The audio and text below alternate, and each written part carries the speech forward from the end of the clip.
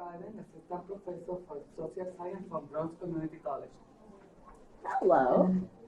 So, first of all, thank you guys for coming. And the hope is that I can present some of this information in light of the fact that this is an ongoing process. I mean, we're in the very beginning of May, which means that the discussion I'm about to embark in is something that's currently in process, which means that if there's any thoughts or feedback beyond what I present, and mind you, given the time constraints, there's only so much that I can do, but I'm going to do my best to give you a sort of a concentric picture of what's going on in terms of this program. The title of my presentation is Bridging and Reimagining, Creating Opportunities Across Oceans and Grade Levels Through Online Learning.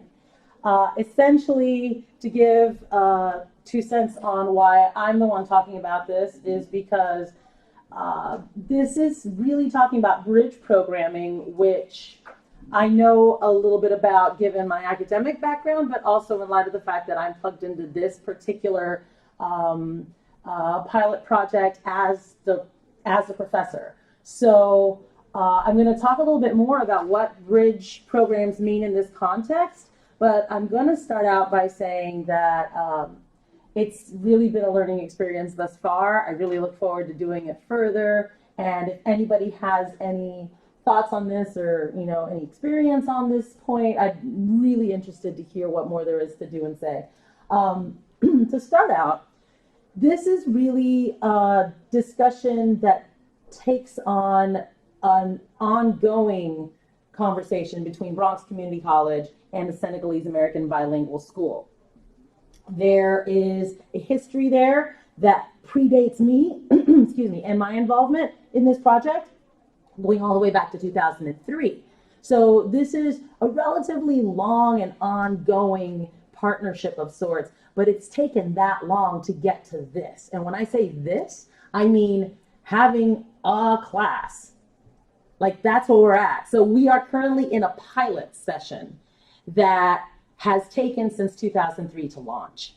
So that gives you some idea of the scope of what we've been trying to do.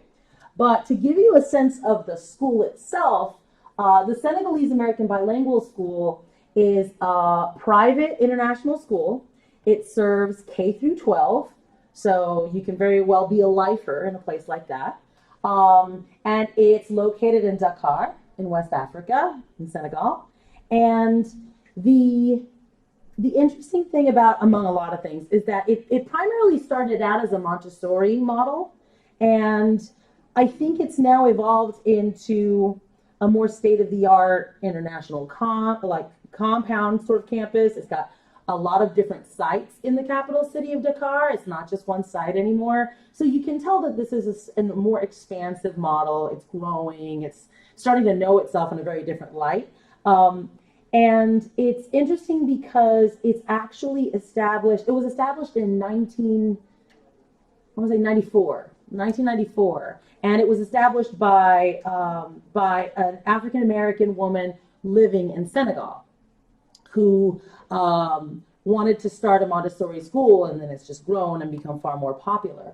At the outcome, they have some options. They have 2 options, so I'll go into later, about what kind of high school diploma they can receive upon graduating from the school. And if they choose to take the AP International Diploma option, then that is equivalent to a high school Regents diploma here in the States. And that's a really good option for somebody who is looking with a long eye to go into an American college or university. Now, that's particularly feasible for these students, and I'll talk a little bit more about the students in a future slide, because a lot of these students are themselves international, given this is an international school, so they have intention of going elsewhere after they've finished their schooling in Senegal. They have family elsewhere, or they themselves came from elsewhere and have family in multiple places in the world. So that's a really ideal situation.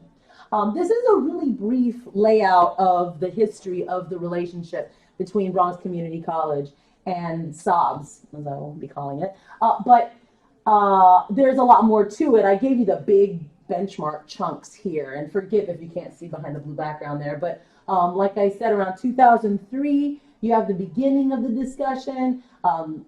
These sorts of things sort of happen. Some people would describe it as happenstance, but I mean, I also like to think that these are pretty well orchestrated situations where somebody from SOBS reached out to somebody at BCC and they sort of exchanged. At the time, the president of the college was Carolyn Williams, and so she took a really vested interest in pursuing a possibility of connecting with this school. So she and 3 other BCC faculty members actually went to Senegal, visited the locations.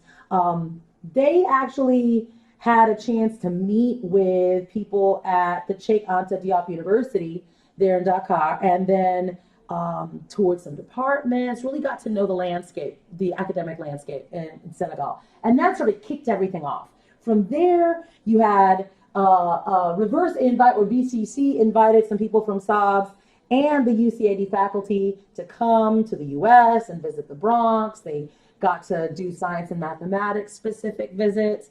Then moving on to 2005, they did more visits, back and forth, back and forth. In 2009, BCC coordinated a somewhat different kind of outreach trip where they sent people from the Black Male Initiative to not just visit the facilities, but be more involved in some of the academic opportunities there.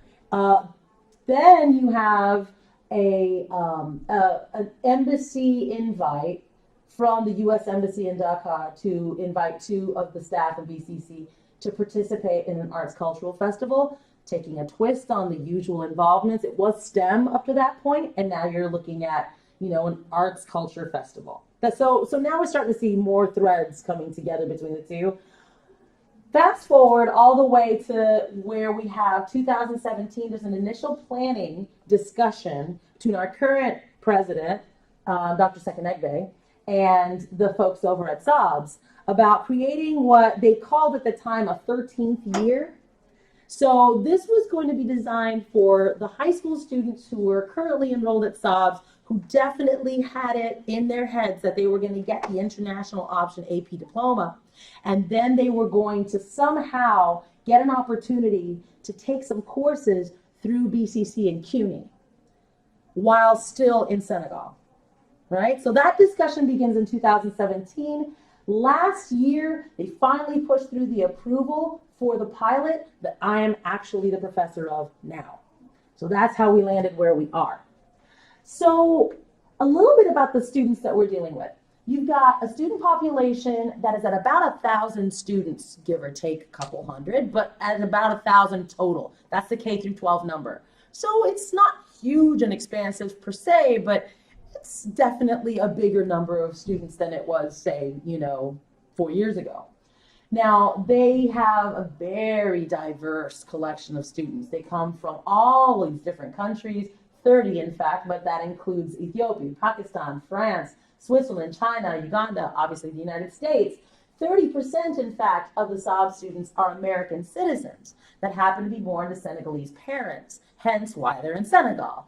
And a lot of the students, and I mean, I note this as a professor at BCC with my in-person students, that there's a ton of back and forth in those families. And so students will often be dipping in different educational pools across different oceans. So this is not a huge surprise. Now you have students that do opt for the Senegalese diploma for whatever reason. And also you have students that might go for the American AP International diploma, but intend to go back to Senegal once they've completed their schooling here in the States. So again, lots of back and forth. So right now, over 400 SOBS graduates are attending U.S. colleges and universities. This is important because we need to remember that this is a precedent that pre-exists BCC's involvement, right? So they're already a very well-known conduit for these students to come to the United States and get enrolled into colleges and universities, including a lot of Ivy Leagues, you name it, they're all over the place. So taking a step back and thinking about what we're trying to do, a lot of people would coin this a bridge program. And typically you can look at bridge programs in 2 different ways, right? You have a traditional domestic model, which is designed for students who come from first-gen families and households. They may be up against a lot of socioeconomic, cultural, racial barriers to getting into college. As such, they need a little extra oomph, and that's what a bridge program can often do. It can give a student an opportunity they would not otherwise have. So that's the kind of bridge program that people most often hear about. Another kind, though, that we're trying to draw from a bit is this other one, which is an internationally oriented but still American-centered bridge program. So it's reaching out to international students, and it's getting them prepared for the collegiate experience here in the United States. However, it doesn't necessarily focus on high school students. This is a big deal because we are. And the other thing is, a lot of their focus tends to be on linguistic readiness. So let's say you're a student from some other country, doesn't really matter where, but your English isn't up to snuff. Well, a lot of these bridge programs that are internationally oriented are going to primarily be focused on that. They're going to make assumptions about your academic capacity, and they're going to assume, you know what, you've got the chops there, we're just going to help you out with your English. So that's how they usually tend to look. I just popped two examples up here that have been well established and have something of a footprint. So the domestic example, Pace University has on-site and off-site bridge programs for regional high schools, and they reach out to both juniors and seniors. They allow them to take one course per semester that will give them college credit as soon as they get in. And then you have an international bridge program in Seattle Central College. Seattle Central College is an example of one that has like a ton of different colleges, right? So I sort of equate that a tiny bit to CUNY. But this one is designed, as I said before, as an international program, and it does focus a great deal on improving the English capacity for a lot of these international students. Now, to talk about what we're trying to do for BCC and the SOBS project is this 13-year idea is specifically targeting high school students. That's the first thing that's different about this. This targets everybody, right? But our idea was to reach out specifically to this very special high school that has all of the right setup for us to work with. We already know a lot of them are headed our way here in the United States. And unlike the domestic models, we're starting with one course, but we would like to bump that up to be 2, maybe 3, maybe even 4 courses. We just have to sort of see how this works, so we're sticking our toe in the water now. So that takes us to my point of entry. And I was actually approached to join this initiative by like a cadre of people. So all this stuff is happening from 2003 going forward, and a lot of this is at the administrative level with some smatterings of faculty and staff. So we have somebody on our campus, Gene Adams. He's the director of a collaborative education, but more importantly, he's the person who heads up the BCC African Students Association. So he tends to make annual trips to Senegal for like fun. And he's already there. He's all plugged in. He knows all about SOBS. He's in tight with the people who run it. So he's a big instrumental part of that discussion from the beginning. Then you tie in Alex Ott. Alexander Ott is an associate dean in our academic affairs department. So he, in conjunction with Gene Adams and then the chair of my department, Gilbert Marzan, all had a little meeting that I didn't know anything about, and they all put their heads together and thought, hey, you know, that looks good. Let's do that. And they found my course. And my course happened to be an introduction to psychology online. Now, I don't have the only intro to psych online. Far be it from me to be all proud of that. It's just another section. But a few things fell in place that made a lot of sense in terms of choosing my course. And I'll get into that in a second. But the first thing that they wanted to ensure is that the students were a good fit for this kind of project. I mean, if you're going to pilot something for the first time, you want to pick some cream of the crop kids. And that's what they did. So they wanted to ensure that we had the capacity to admit them as non-matric students, which we did. They had to meet a CUNY exemption status for English proficiency, so they are scoring 480 or above on the verbal section of the SAT. And that tells you a lot right there. A, they're taking the SAT, and B, we're not focusing on their English proficiency, not like a lot of those other international programs. That already lifts that veil. Now, the demographic in specific is that these are seniors within the SOB system, and they're all going to be taking this course together. They don't like sit in a classroom and take it together per se, but they are working together in conjunction as a cohort. And this is nice because in addition to that, they have an on-site instructional tutor. Plus, the lady who runs the entire organization took special vested interest in this project, and she's also been following up with their progress in the course. So they have eyes on them, and that's really nice. They're not just floating out in space, thousands of miles away.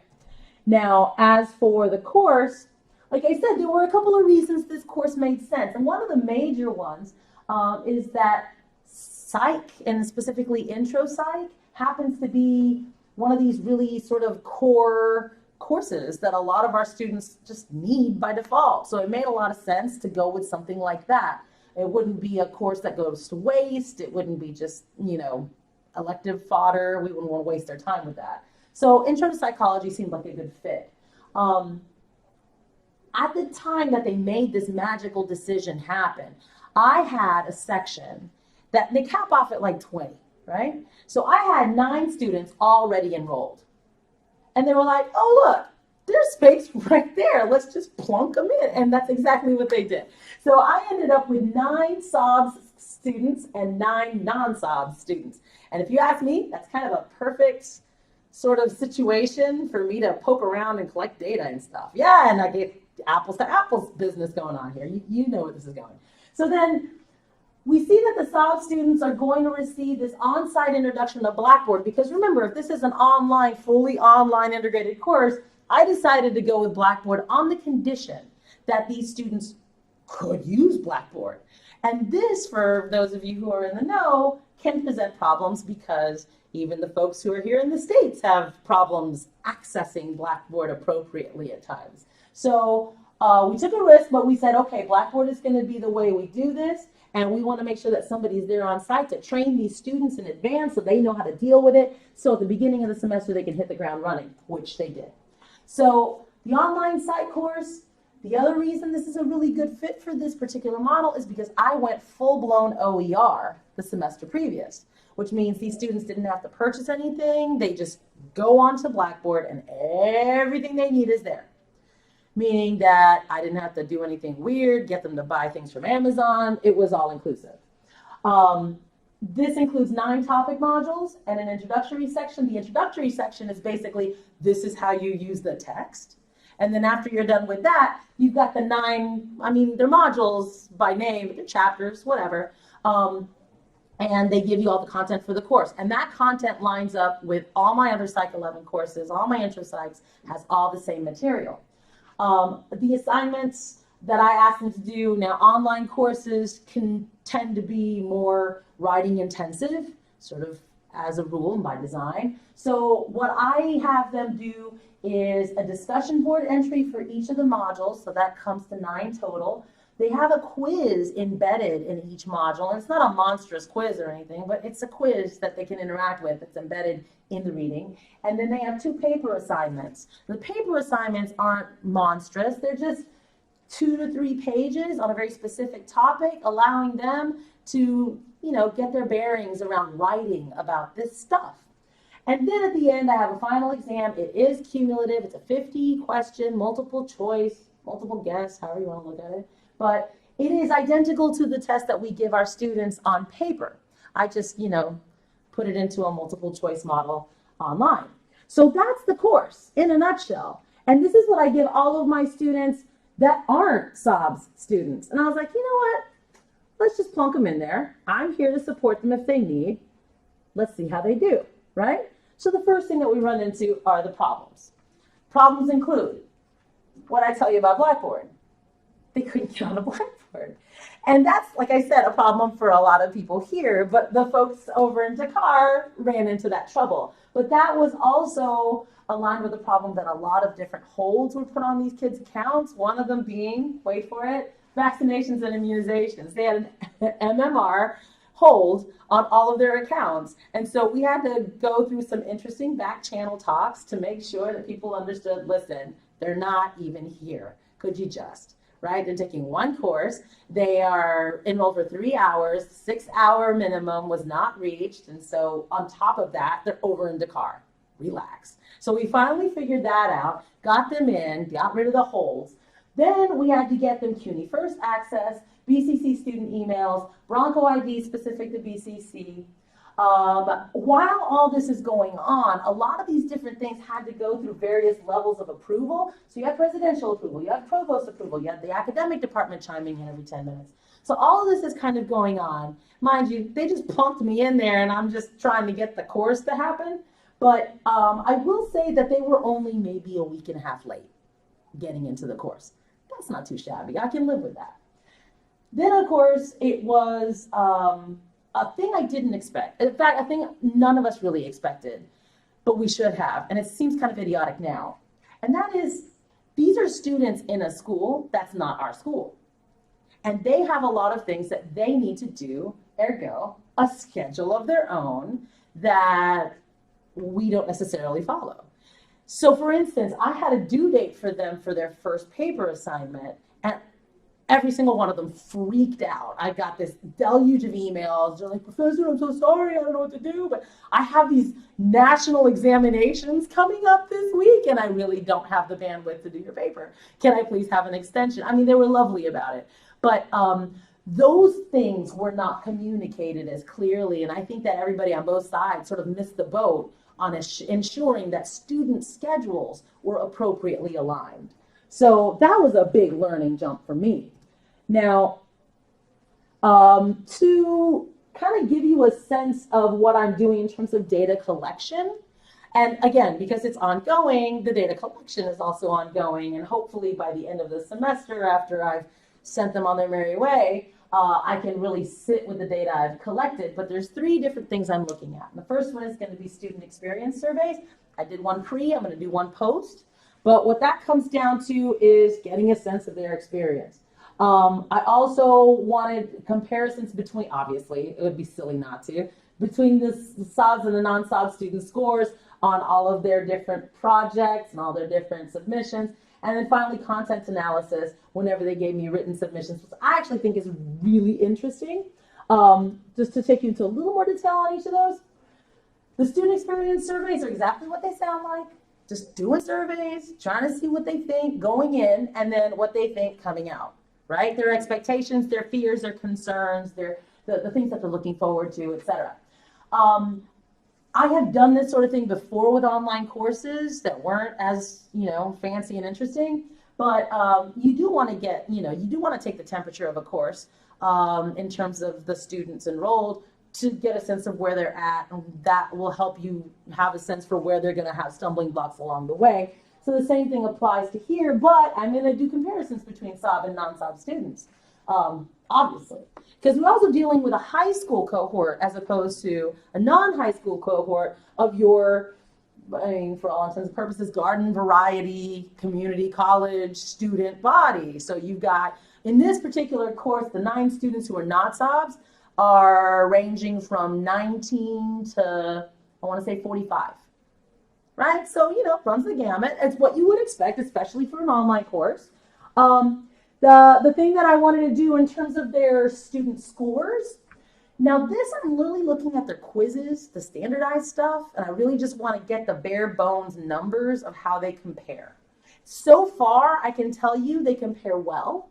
The only problem is, remember I told you the schedules don't align? So a couple of the things that the Dakar kids owe me still haven't come in, so I can't really give you a full-on comparison. Live and learn. But so far, so good. Everybody seems to be stacking up well. So something that's going on is going on and working. Also, this I said was the most important thing to me, and this is the reason why. So my DNA is that of a qualitative researcher. Specifically, I've been baptized in the fires of existential phenomenological research. So I do a lot of like content analysis and thematic analysis and things like that. And so when I see something like this, I see an opportunity right for the picking. And I think to myself, the whole point of a bridge program is to facilitate the transition for these students, not only from the world of high school to the world of college, but the world of high school in Senegal to college in the States, regardless of their previous background. That's a shift. I mean, that's a shift for anybody in this country from high school to college. So imagine the additional factors in play. So I thought it would be really interesting to take the things that I'm having them write in class as they relate to the topics in their readings and look at the examples that they're using from their daily lives, because that's a lot of what I do. I call upon them to give me examples of, okay, so think about a time you learned through operant conditioning. Talk to me about the thing you learned. Talk to me about how you learned it.